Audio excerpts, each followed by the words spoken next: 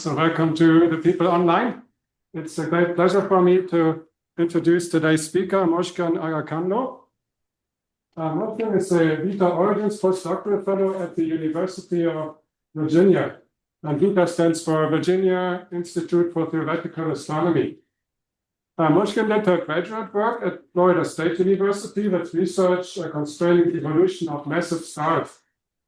From there, she went on to the University of Arizona for 3 years as a postdoctoral researcher, and there she got involved with a lot of observational work. So she became a certified observer at the Kuiper telescope, and she conducted remote observations using the Magellanic telescope that's in the Atacama Desert in Chile.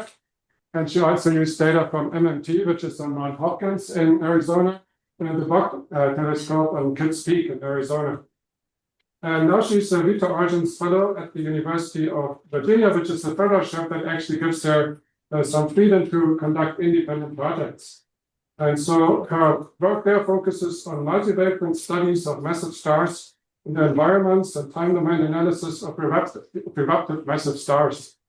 Her general research interests are massive stars, evolved stars, variable stars, supernova imposters, and progenitors, transients, early type stars, stellar evolution, young star clusters, and binary evolution. And for example, she has got a number of very interesting publications on supernova imposter outbursts and blue variables in the large Magellanic Cloud. So today it's particularly exciting for us because she's also going to include some work from LSST. So for those of you who follow astronomy, LSST is the legacy survey of space and time. It's kind of like a next-gen experiment, observation one that's just about starting. It's located at the Rubin Observatory in Chile, and it's supposed to run for the next 10 years in taking a large survey of the southern sky. And for those of you who are into technology, the shining feature of LSST is actually the CCD camera that they've got on there. They've got a CCD camera chip where the chip has got an eye-popping 3.2 billion pixels. This is about roughly 65 of what you have in a modern iPhone or something. Okay, so we are very excited to have her here today and hear her talk on massive star eruptions. Please, thank you. Thank you very much. Thank you very much for the introduction, and I'm very excited to be here. I'm going to close the chat, so I'm not going to see you guys, but please shout if you have any questions or if you want to interrupt me in between, no worries. Okay, let me close the chat. Okay, great. So yes, today I'm going to talk about massive stars eruptions across galaxies and in the LSST era. Let me see. Okay, so before starting, I would like to mention that all the work that I'm going to talk about today are done in collaboration with many fantastic people across different countries and universities, and their names are listed here. So in today's talk, I'm going to first talk about massive stars. What is a massive star and why are they important? And then I will talk about their eruptions, specifically luminous blue variables and supernova imposters. Then I will talk about the key results from multiwavelength studies across galaxies. And then towards the end of my talk, I will talk about Rubin Observatory and the future of time domain studies. So what is a massive star? A massive star, any star that is 8 times more massive than our sun, is considered to be a massive star. Here you can see the simplified cartoon version of a massive star's evolution. We have a main sequence star here. Hopefully you can see my mouse, the laser point. Here we have a main sequence star, and then when it exhausts hydrogen burning, we have a supergiant. Sometimes we have a red supergiant, sometimes we have a blue supergiant. And then a massive star experiences a type 2 or type 1 supernova explosion, depending on whether it has hydrogen in its spectra or not. And then at the end, it may become a black hole or a neutron star. A massive star has a high volumetric luminosity. It can become million times more luminous than our sun. And it has a short lifetime, up to tens of million years. As Carl Sagan said, we are all made of star stuff. Here you can see that around 90% of our body comes from massive stars. Here you see the elements in yellow, orangish color that they come from explosion of massive stars. For example, the oxygen that we breathe or calcium in our bones, all are coming from explosion of massive stars. So other than the fact that we're all coming from stars, massive stars are also very important for other astrophysical objects. For example, their high photon fluxes ionizes galaxies, as you can see in the right top picture in Tarantula Nebula, or their winds and explosions influence the gas dynamics, as you see in the bottom right image in the Cigar Galaxy. But some massive stars, they experience a bunch of eruptions. Sorry, I thought there was a question. Yeah, some massive stars, they experience some eruptions. And the most famous example is Eta Carinae in our own galaxy. Eta Carinae in 1800 experienced a giant eruption, and it became the second brightest star in the sky. And here we are zooming in to to Carinae Nebula, where Eta Carinae is, showing that it lost so much gas and debris during its eruption that it created a nebula around it. Now you are starting to see the nebula, and this nebula is known as Homunculus Nebula. The most, I would say, compelling, famous theoretical idea so far is that Eta Carinae was a triple system. So there were three stars, two at the center and one a little bit further away. The two stars at the center, the most massive one, it starts to evolve. So it's kind of like puffs up. And then the secondary star starts to gain mass from primary and forms a disk. And because of this mass transfer, the system becomes unstable, and the secondary star and the third star swap their positions.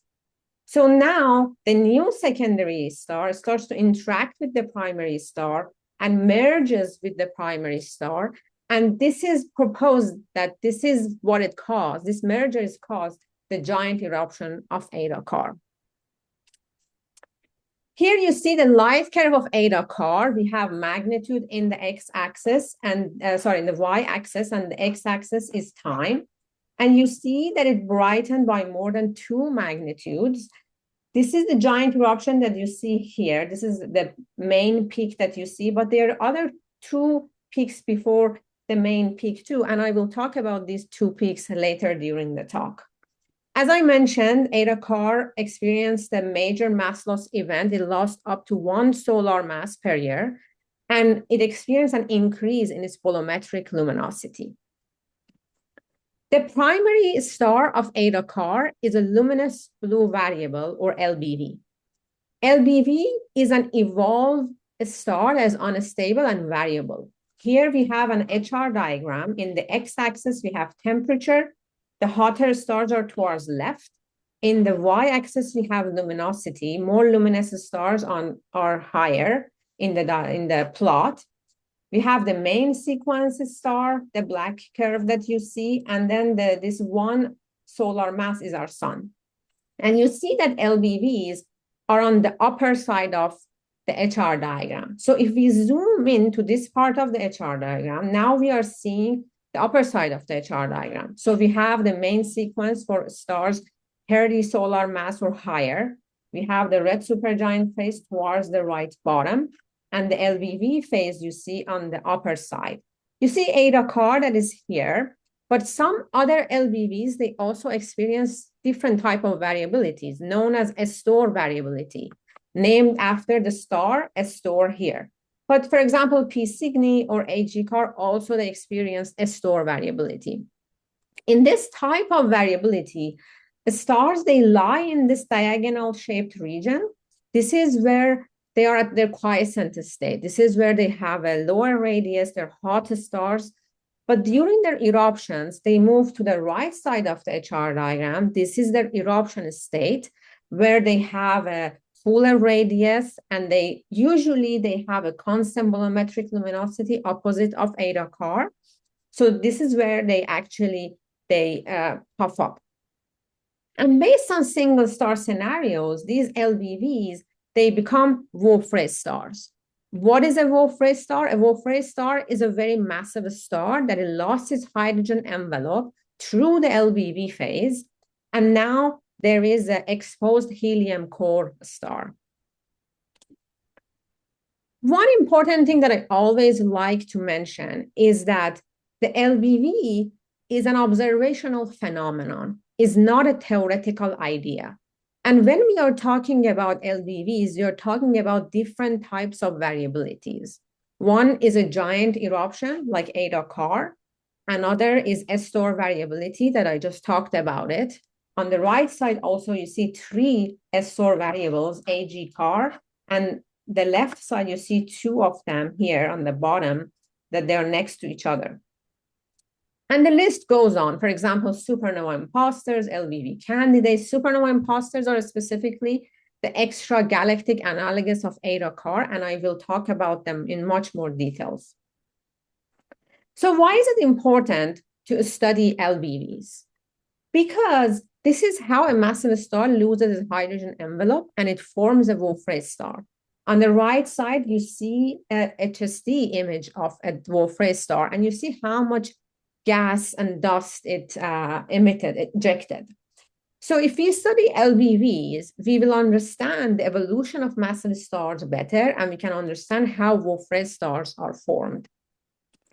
But based on this single star scenario, because LBVs are progenitors of Wolf-Rayet stars, they cannot be progenitors of supernova because they should go through this Wolf-Rayet star phase. However, they are recent observational evidence showing that some interacting supernovae had LBV-like progenitors. The most famous example is supernova 2009 IP on the left side, and there are also more recent examples like supernova 2015 BH on the right side. So if we study LBVs, it will help us to understand pre-supernova mass loss, and also it will help us to improve the theoretical models because right now they contradict observations.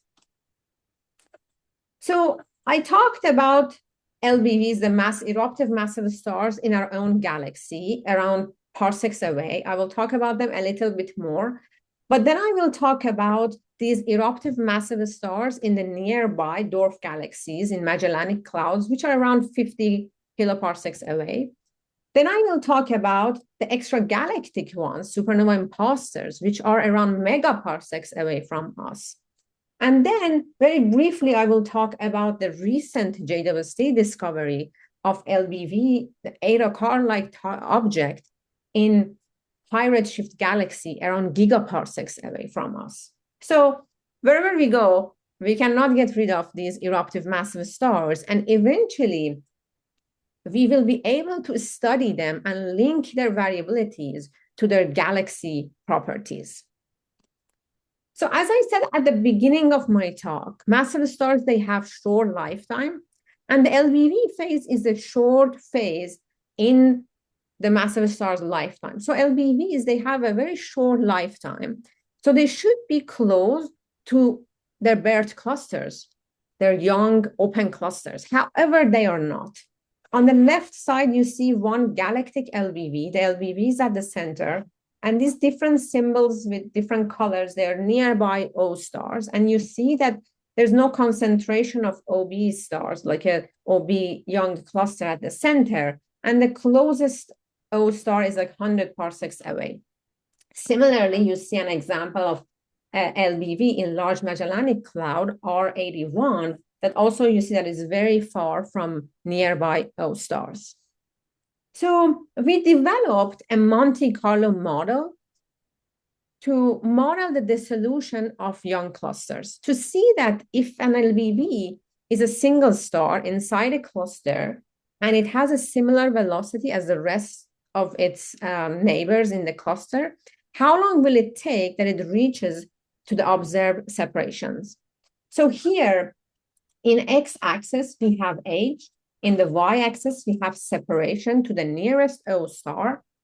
This brown solid horizontal line is the observed average separation of LBVs in large Magellanic Cloud.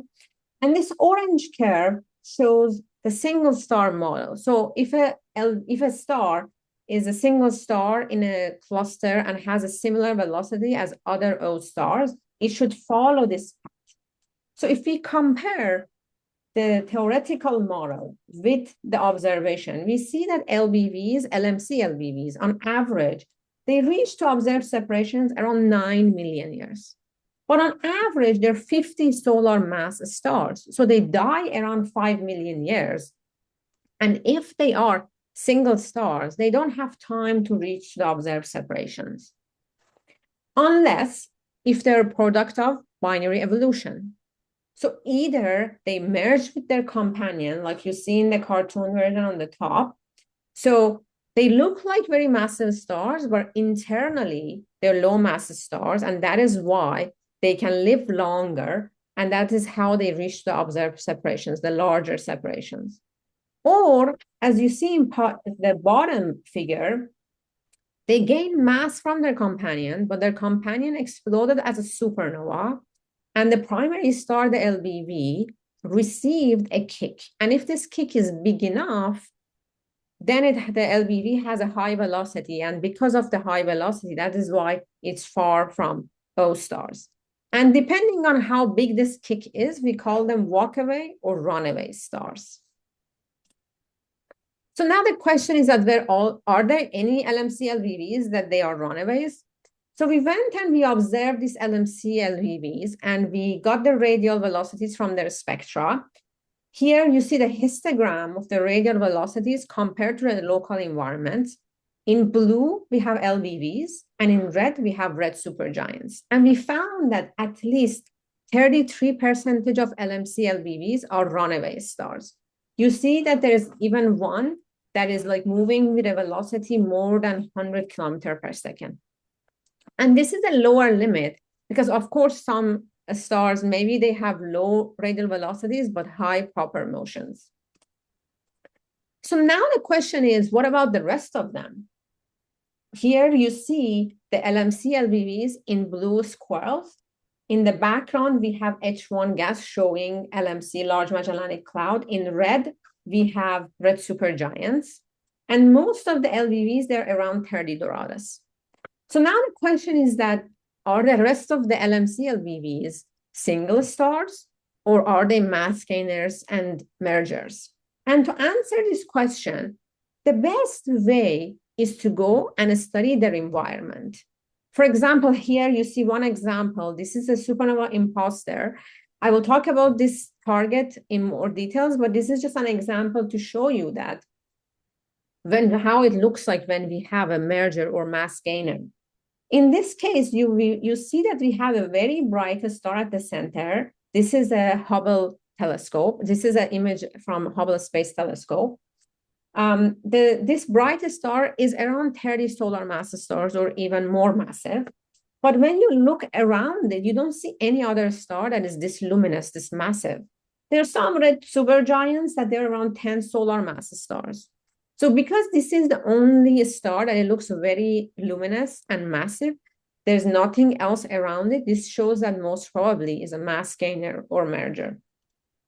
So the goal will be to go and study the environment of other LMC LBVs and age date their environment to see whether we see something like that. And we started doing this for the LMC LBV R127. This is the only LMC LBV that is inside a cluster. So if there is one LBV in Large Magellanic Cloud that might be a single star, this should be it because it's inside a cluster and it has a low radial velocity. So we use an algorithm developed by a recently graduated PhD student, Joe Guzman at Florida State University. This is an stellar ages algorithm that takes multi-band photometry. For example, in this case, we used photometry from Heydari Malayari 2003. we have Y versus B magnitudes, and the brightest star here is the LBV. And using this algorithm, on the left side, you see the ages that we inferred. The distribution is pretty flat, as you see. There's some humps here and there, but overall it's flat. This is an age for the whole population. But on the right side is the age that we infer for the brightest stars, the 7 brightest stars. And you see that there is a peak around 3 million years. So the question now is that why do we infer an age for the brightest stars, but we are not able to infer an age for the whole population? That's because if you look at the Y versus V magnitude and we select these brightest stars in box A, based on these brightest stars, considering a single star models and the saltpeter initial mass function, we estimate to have main sequence stars in box B with similar ages, and we expect to have around 250 of them. However, we only have 70 of them. So because there are not enough main sequence stars with similar ages, and the similar ages are marked with white circles, that is why the algorithm is not able to find the age for the whole population. Either this is because these brightest stars are very peculiar, for example, they're fast rotators or product of binary evolution, or that the data set is incomplete. So the best way to confirm this inconsistency is to go and observe all these LBVs in Large Magellanic Cloud with Hubble Space Telescope. Because first of all, these are massive stars, and Hubble Space Telescope can give us the deep, high spatial resolution, which will be great in crowded regions like R127 cluster. And then if we really see that there's inconsistency between the brightest stars and the number of the low mass main sequence stars, then we can confirm that most probably there's something odd is happening. Sorry, I'm going to drink water in between. I get a dry throat. Okay, so the next future project that I have in my mind is to go after the missing LBVs. I see that there is something in the chat, but I will read it, I think, later. That will be easier. Okay. So the next project is to go after this missing LBVs. So if you look at this histogram that I showed you, you see that there are some missing LBVs on the right side. These are the redshifted LBVs that they are missing.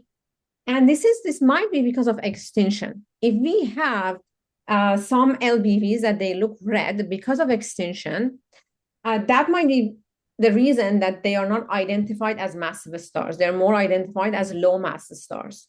And the best way to find these missing LBVs is to use Raman Space Telescope. Nancy Grace Raman Space Telescope is going to be launched, I think, in the fall of 2026, and is an infrared space telescope. It's going to have optical bands too, but is mainly for infrared studies. And it has it has 4 surveys, and one of the surveys is a high latitude time domain survey, which is going to, in general, Raman is going to observe the southern sky, and is going to also observe Magellanic Clouds, and it might be a great tool to go after these missing LBVs, and maybe they are runaway stars, and also we can look at these dusty LBVs in other regions as well. So I talked about the eruptive massive stars in Magellanic Cloud. Now let's talk about the ones that they are megaparsecs away from us. These are usually known as supernova imposters. These are Eta Carinae analogous. The supernova imposters, they're also evolved massive stars that they experience bunch of non-terminal eruptions. They're usually misclassified as supernova explosion, but because later the star survives the eruption, they are labeled as supernova imposters. And their eruptions are linked to luminous blue variables. Recently, we studied 2 of them. On the right side, you see supernova 2000 CH. On the left, you see AT 2016 VLU. Both of these images are captured during their eruptions, and they're captured using the Kuiper telescope back in Arizona. So let's talk about supernova 2000 CH. Again, I want to make it clear that even though that the name says supernova, is not a supernova explosion, it's a supernova imposter. On the left side, you see the light curve from 1994 to 2010. Then on the right side, we have the light curve from 2010 to 2023. Supernova 2000 CH experienced its first eruption in 2000. And then we have the data from different telescopes, from Atlas, ZTF, a couple of telescopes back in Arizona. And using all this data, we found that supernova 2000 CH experienced 23 eruptions. And these eruptions, they do repeat with a period of around 200 days.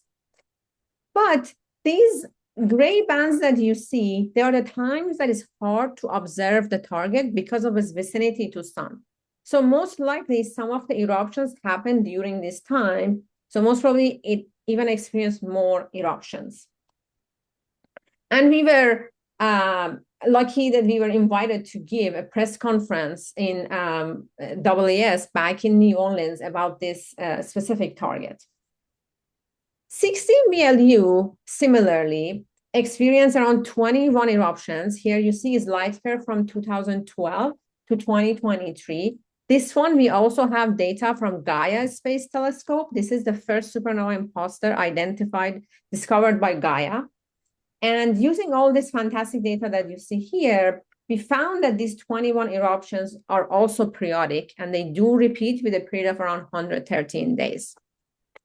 On the top, you see these dashed vertical lines. These are the times that we have also spectra of this target, and I will talk about it later. We also have a lot of spectra of supernova 2000 CH, but that is an ongoing work, so I will not talk about that today.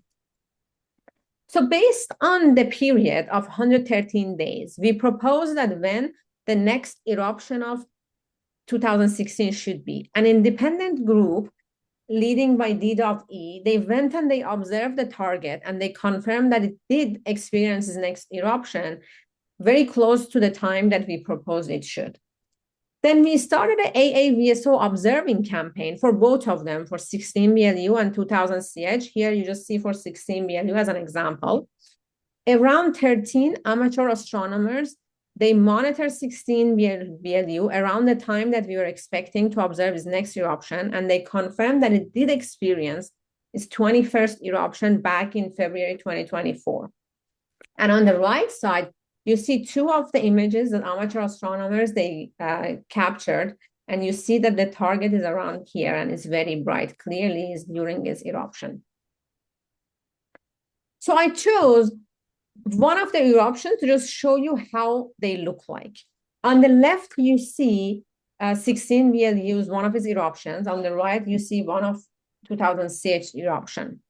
For 16 BLU on the left, we usually see multiple narrow peaks with similar magnitudes. And I will talk about that, why we think that this is happening in this system. So this, for example, 3-4 peaks that you see is considered as one eruption, and this whole thing is periodic, not each individual peak that you see. On the right side, you see one of 2000 CH eruptions.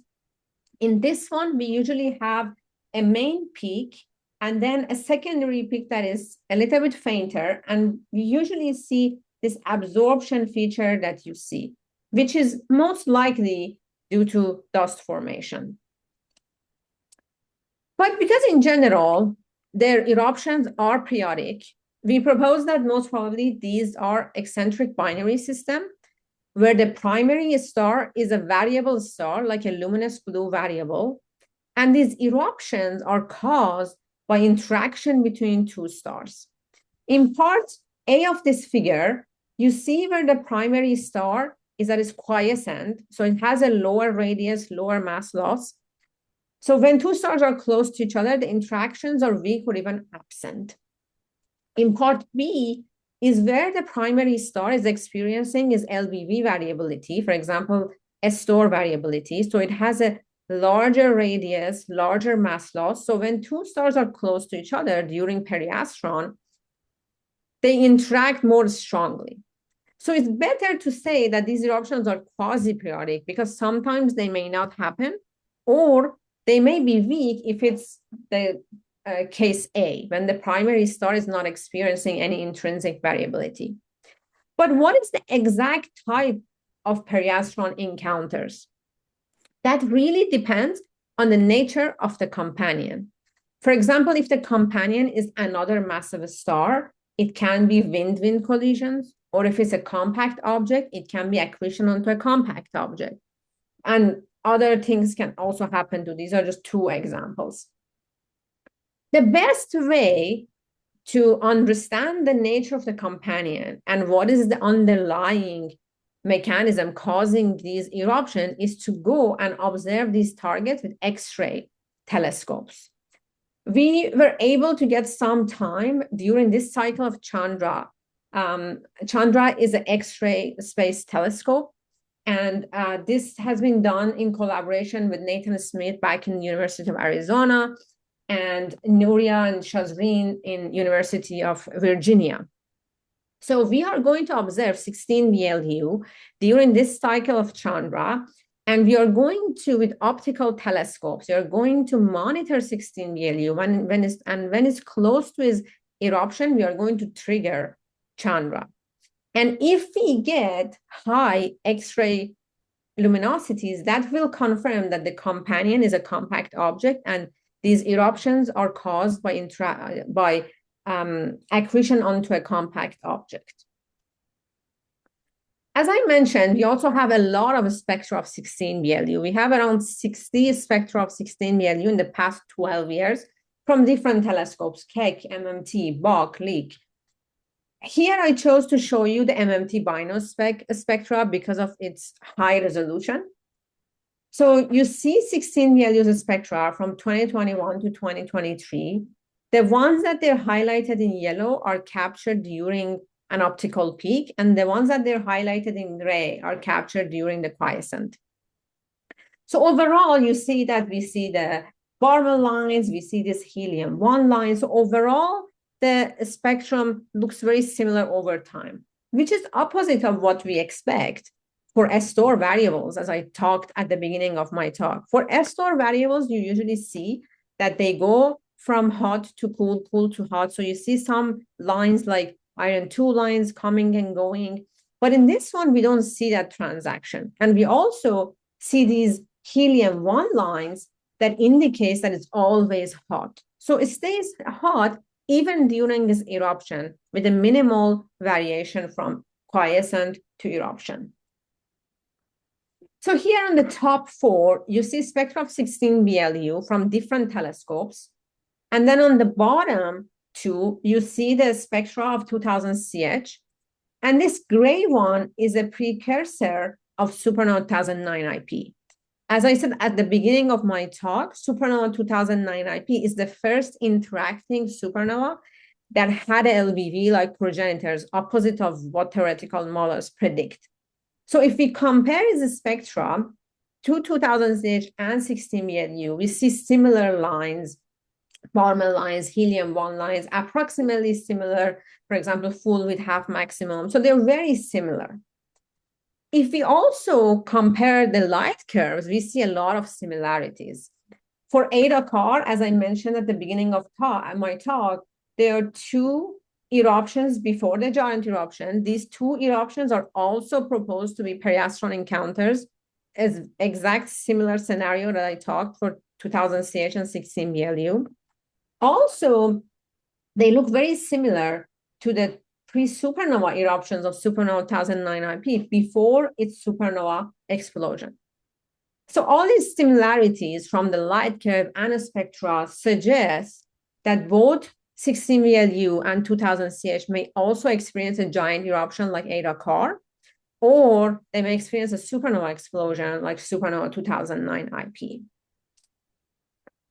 So now let's move and talk a little bit about the recent JWST discovery of Eta Car-like object in sunburst galaxy. This is a lens galaxy that you see here.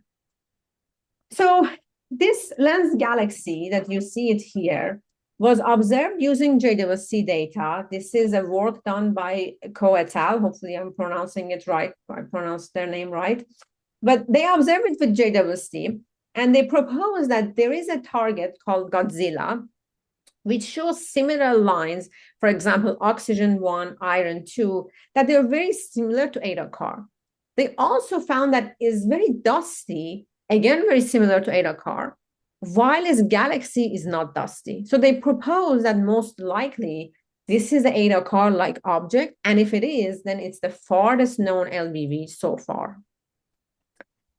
So this highlights that it's very important to go and observe these eruptive massive stars with JWST. JWST is an infrared telescope, and it's going to help us to answer many open questions.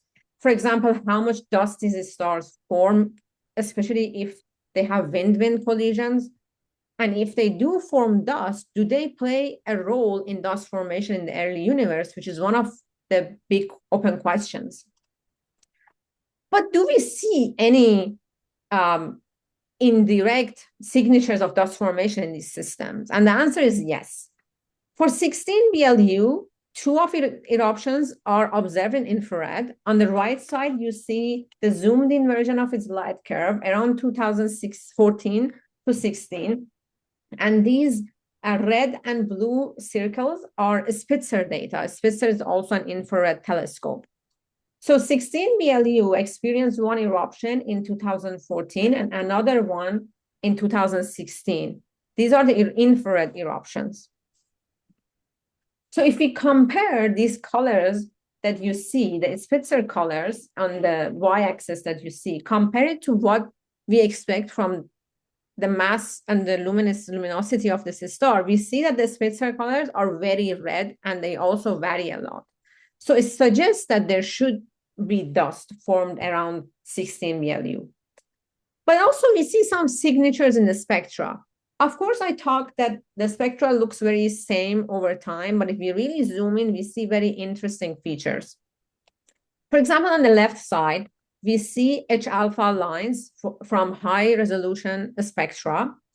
And you see that in 2021 is zoomed in on the right side. We see like double dip features. We see this type of P Cygni double dip features sometimes. And these can be from either multiple ejection events, for example, shells, that they have different velocities, or it can be from companions, jet or wind or disk. We also sometimes, like this one in 2017, we see P Cygni features that they're at very high velocities. For example, this specific one is at 4,000 kilometers per second, while the full width half maximum of the H-alpha line is around 1,000 kilometers per second. So this is clearly is not coming from the primary star, but is coming from the companion. But the interesting thing that we found is that none of these features are correlated with magnitude or phase. So here you see the H-alpha lines. On the right side, they're ordered by phase. So we have from phase 0 to 1. And on the left is the same thing by order by magnitude. So the faintest is at the bottom, the brightest is at the top. And if we zoom in, we see that, for example, here in the gray spectrum, we see the high velocity P Cygni feature when the target was bright. Then on the bottom, you see that we see the same feature when the target was faint. Or here you see that we see the feature when the phase was 0.49. But on the bottom, you see when it was at 0.32. So this lack of correlation suggests that something is happening in addition to the binary interaction. And that can be shells or clumpy CSM. And CSM is just gas and dust around the star. And that can be the reason why we see these multiple peaks in 16 BLU. So if there is a clumpy CSM or shells around the star can interact with these shells or clumpy CSM, and at each interaction, we'll have multiple peaks. At each interaction, we'll have one optical peak. But because the system is periodic, this whole cluster of peaks are going to be periodic because the system is binary. For 2000 CH also, as I said, we see these absorption dips that by us and also different groups, it's suggested that this dip is most likely because of dust formation. So if this is true, the actual optical peak most probably happens somewhere around this gray point, but is obscured because of dust. So it's very important to go and observe these supernova impulsors with JWST to confirm whether there is dust or not. And this, it will help us to understand also the underlying periastron encounters, which maybe is wind-wind collisions also causing dust formation. So now let's talk a little bit about Rubin Observatory. So in a single star scenario, as I said, LBVs, they come from main sequence stars, for example, O stars, and we approximately have around 10 to 20 of them in our galaxy, and then around the same, I would say, in Magellanic Clouds, and just handful of them, the supernova that we have supernova impulsors. But if they are coming from, let's say, O stars, we should have the same amount of them. So we should have around hundreds of them, but we don't. So the question is that, are they more rare because of their evolutionary pathway? For example, their product of binary evolution, or is this an observational bias? And Rubin Observatory, you can see its cartoon version in the background, is great for this because it's going to monitor billions of stars over the next 10 years and is ideal to find these type of eruptive massive stars like supernova 1000 CH and AT 2016 BLU. So Rubin telescope is an 8.54 meter optical survey telescope in Chile. It's a joint project between NSF and DOE, but is operated under NORLAB, and is the first ground-based US observatory that is named after a woman, Dr. Vera C. Rubin. And during his first 10 years of his life, Rubin is going to conduct the Legacy Survey of Space and Time, or LSST. LSST has 4 main science drivers. One of them is dark energy and dark matter. Another one is the structure of Milky Way. The third one is solar system type objects. And of course, the fourth one is transients and variable stars. Each night, LSST is going to deliver around 20 terabytes of data. Here you can see it compared to other surveys, for example, SCSS. You see that is 10 times more, so it's going to be transformational. LSST have different types of data products. These DP0s that you see here are simulated data sets. Right now, we are at DP1, which is a ComCam data, is an early science grade commissioning data. And around January to June of 2028, we are going to have the first data release. Here you can see the overall timeline of LSST. In June of 2025, they released the first light. I'm going to talk about it a little bit. I think as of yesterday, they were going to have the first alerts, but because of some technical issues, they're postponed.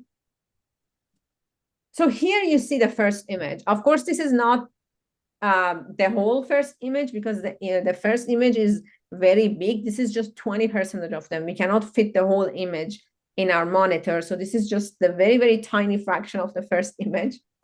And you see that there are many targets that they are labeled, but there are also a lot of them they are not, because they're very faint. And this is the first time that we can observe them. They were never observed before. And this is the reaction of Rubin's director during the first look. So Rubin is going to observe around thousands of supernovae and 100,000 of variable stars per night. So on the right side, you see peak magnitude versus time of the transients that Rubin is going to observe. And of course, one of them is luminous blue variables, including Eta Carinae and STOR and supernova impulsors. This is the same first look, but after a couple of hours of the release, an astronomer, Janet Chen, identified all the already known transients. And hopefully the goal is going to be that after having the first data release, when we have multiple epochs, we also go and identify massive eruptive stars like supernova imposters. So the workflow that we have in mind for now is to get the data, these alerts, from brokers. If you're not familiar with brokers, brokers are platforms that they get the data, process them, and classify them. And there are a bunch of different brokers out there. For example, Antares is one of them. But depending on the science that you want to do, you will use a different broker. And these brokers, they have different type of filters. For example, Antares has a massive variable filter or supernova filter or low mass variable stars filter. So the first step is going to be to get a manageable set of variable and transient candidates from these brokers. But their filters are not good enough to, for example, have a supernova imposter filter. We're going to have like the real supernova explosions and different type of variabilities all coming from one filter. So then we need our own cleaning method to just select the supernova imposters. And one of the ways is to have a machine learning method. LSST, the science groups, they already have a platform called Hyrax, which is a machine learning platform that you can just go and change the models, which most probably we are going to use that. And then as we find more of these candidates, our training set is going to be better. So here you see the footprint of LSST after 10 years. Of course, LSST is going to look at the southern sky, and you see the number of the visits after the 10 years. And after 10 years, the great thing is that we are going to be able to stack the images. So we can go deeper than, like, for example, 1 year data. And we are going to answer many questions. Of course, the first one is to whether supernova imposters are rare or, well, more rare than what we expect, or was it just because of observational biases that they were rare? Another question that we are going to answer is that because we are going to have 10 years of data, we can follow the evolutionary pathways. We can connect between these supernova imposters and real supernova explosions to see whether all these LBVs, they end up to become one type of interacting supernovae, or maybe different types, or maybe some of them, they do become a Wolf-Rayet star. And of course, because LSST is going to observe these variable massive stars at different galaxies, we can study their variabilities and compare it, correlate it with the host galaxy properties. And for all the targets that are going to be found by LSST, we are going to do the same X-ray and infrared follow-up that now we are trying to do for 2000 CH and 16 BLU to answer what triggers their eruptions, what's the nature of their companion, and whether they form any dust. And with that, I'm going to conclude. I will just put my summary up here so we will have more time for questions. Thank you.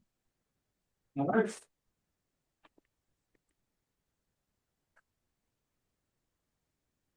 Yeah, thank you so much for this wonderful talk. We've got time for questions. Maybe while you're there, I know Jose had a question in the chat.